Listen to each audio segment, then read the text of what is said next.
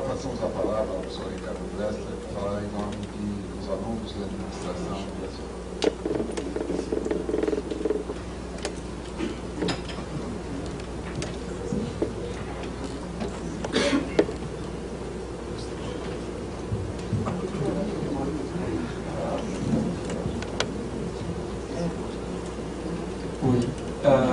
O tamanho da minha alegria, da minha honra, acho que só é proporcional ao tamanho do meu intimidamento diante de uma tarefa completamente inexequível, que é tentar representar ou tentar agradecer o Fernando em nome de tantos orientantes, de tantas histórias que estão colocadas aqui. Eu me esforcei brutalmente para tentar colocar no papel algum tipo de texto que pudesse dar alguma consistência a essa fala, e me senti muito culpado por tanta folha, por tantas árvores que eu fui amassando, jogando fora, me sentindo completamente incapaz.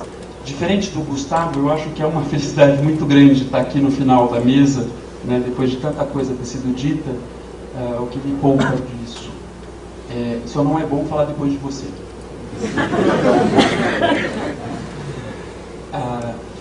Eu queria destacar e não fazer corte.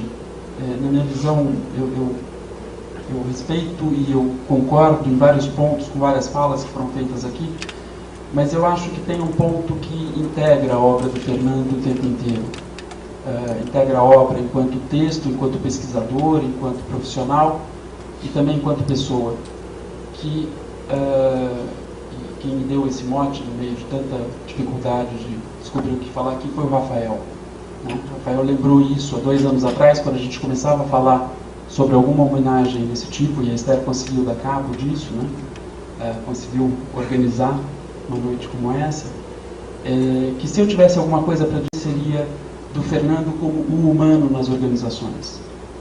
Eu tenho a impressão que em todos os trabalhos dele, em todos os textos dele, independente da vertente que ele estivesse utilizando, mais marxista, mais freudiana, o ser humano, a pessoa, estava sempre presente em todos os lugares, em relação com as instituições, as amarras das instituições, as relações de poder, de dominação, de opressão, e tudo que tivesse presente.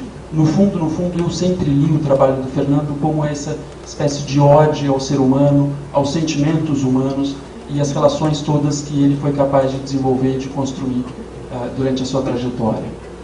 E para quem não teve a possibilidade ou a oportunidade de trabalhar com o Fernando, isso não é só uma questão de retórica ou algo que ele estivesse colocando no papel, nos textos, em suas pesquisas.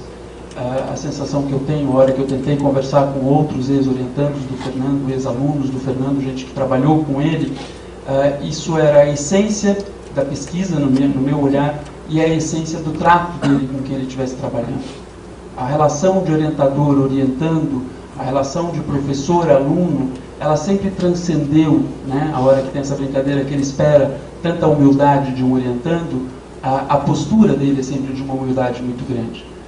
Independente de qualquer tipo de acúmulo que ele tenha de conhecimento, ou que ele possa saber a mais, ele possa estar tentando iluminar os caminhos de quem está trabalhando com ele, a postura dele sempre foi de extrema humildade.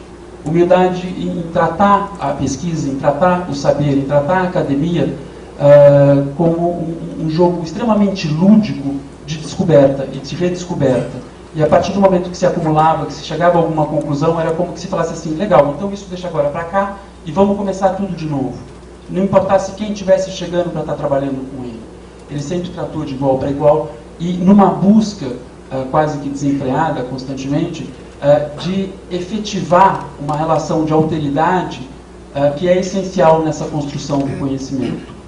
Eu não tenho, de fato, muita coisa a acrescentar em relação ao que foi falado, a não ser destacar, deixar claro que o humano é marca do Fernando no trabalho e nas relações que ele desenvolve com todo mundo. Agradecer o Fernando, eu acho que se estou falando em nome de orientandos e de colegas que puderam aprender com ele, aprender junto com ele, essa é a essência.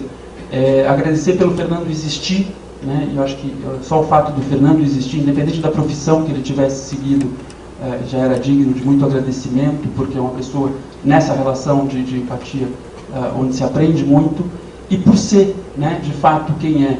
Eu não quero aqui também polemizar com o Gustavo em relação a quem é homem de quem. Eu tenho a impressão que o Fernando transcende tudo isso. Na relação de orientação, nessa relação de orientação, muitas vezes você se vê diante de um pai, mas muitas vezes você também se vê diante de um filho, de um irmão, de uma irmã, de uma mãe, de uma filha, e essa multiplicidade de papéis que são construídos na relação, eu tenho a impressão que de alguma forma constitui a essência do Fernando. Eu ia falar do humano, eu poderia ter falado da pessoa para brincar com o outro Fernando, e aí eu termino falando 3, 4 linhas específicas do guardador de rebanhos, do Fernando Pessoa. Ele mora comigo na minha casa. Ele mora comigo na minha casa a meio de outeiro. Ele é a eterna criança, o Deus que faltava. Ele é o humano que é natural. Ele é o divino que sorri e que brinca. Obrigado, Fernando.